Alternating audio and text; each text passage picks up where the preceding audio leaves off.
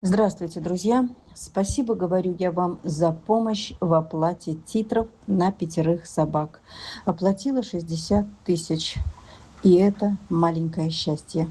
А еще пятерых мелкашей отправили в Эстонию. Сборы были тяжелые из-за новых законов перевозки.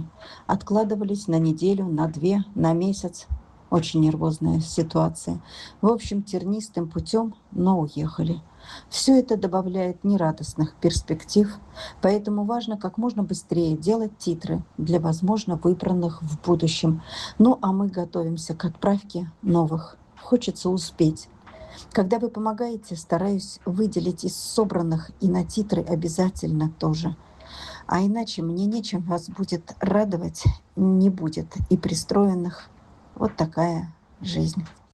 Знаете, друзья, тема зоозащиты очень тяжелая тема, как мы все это видим на протяжении многих лет. У этой темы нет хорошей перспективы и нет будущего. Особенно она тяжела для кураторов, которые взвалили на себя неприподъемную ношу по содержанию и обеспечению жизнедеятельности на спасенных. И при этом ни на чем не основываясь, не имея тыла, не имея своей земли, не имея спонсоров. А еще этой теме присуще забвение. О тебе и о твоих спасенных помнят краткосрочно. Только пока ты рассказываешь и показываешь, это длится пару дней до момента спасения животного. Потом ты взваливаешь на себя это животное. Тебе помогут в оплате транспорта в лучшем случае. И в лучшем случае человека 2-3 помогут 500 рублями первые 2-3 месяца. И как бы ни божились, мы вас не бросим, мы с вами до конца. Не получается ежемесячно собрать на всех, кто нас спасен за годы с 2020 года, кто не пристроен, кто до сих пор живет у нас. А память человеческая кратковременная. Даже если вновь перечислить недавно спасенных в 25 году, это совсем было недавно, уверена, их никто не помнит, а они есть, они хотят кушать. Кто их кормит и на что, и за чей счет, и кого объедают. Это боль, тревога и беда только куратора, которого обещали не бросить. А что ж говорить о тех собаках, которые были спасены в те далекие, страшные, суровые, адские, морозные годы 21, 22, 23. О них тем более никто не вспомнит. Вы знаете, друзья, я никогда не брала кредитов в своей жизни по одной причине, чтобы не быть должником в случае неуплаты. Жизнь в долгах – это не жизнь, это зачеркнутый черный период в твоей жизни.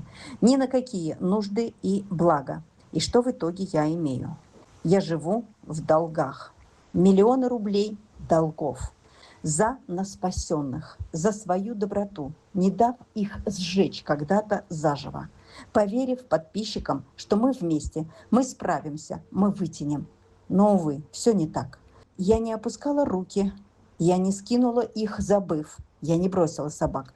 Я бесконечно пахала по их пристройству, чтобы они не только приехавшие жили, но и пристраивались и уезжали. Только один в поле не воин. Советчиков-то много, но это не помощь. Как это работает на деле, непосредственно на передержках, когда руками и ногами, когда один человек должен уметь все и быть везде. В вольерных рядах, в бытовках, в выгульниках, на 2 этажах дома одновременно.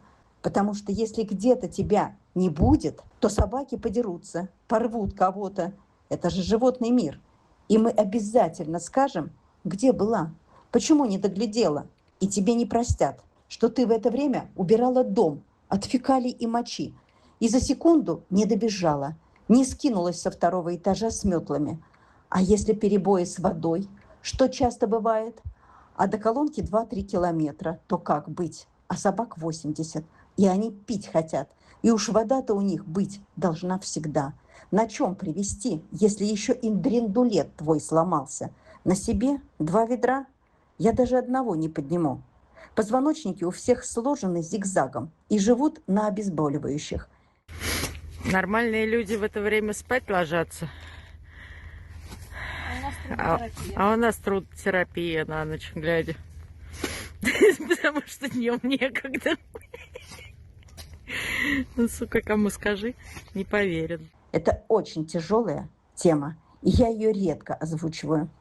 Когда не вмоготу терпеть звонки, аудио, сообщения от передержек с утра до вечера. И все хотят свою зарплату за адский труд. Так же, как зарплату получают врачи, продавцы, юристы, бухгалтера, строители, водители, шахтеры. Если на предприятиях задержка зарплат на 2-3 месяца, то это забастовка. Транспорт останавливается, шахтеры не спускаются в шахты и так далее. У них такой же труд. С тем лишь отличием, что они свои зарплаты тратят, увы, снова на собак, я о передержках, на заборы, на вывоз говна, на рухнувшие крыши, на сгнившую проводку, чтобы не сгореть с этими собаками. И вот читаем послание мне, куратору, за пару дней от передержек.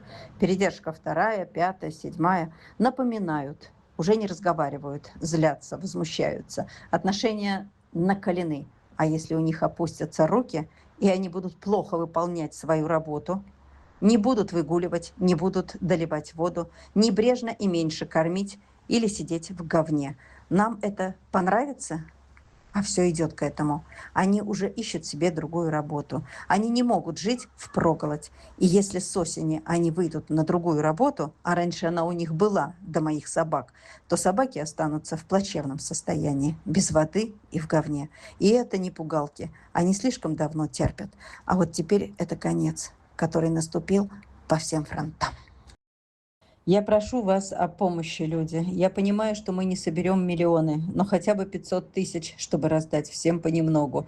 Они смогут подготовиться к зиме, они смогут что-то залатать или оплатить нужды. Помогите, пожалуйста, помогите. Это все идет на собак. Пожалуйста, я вас очень прошу. Это просто крик души. Я больше не могу.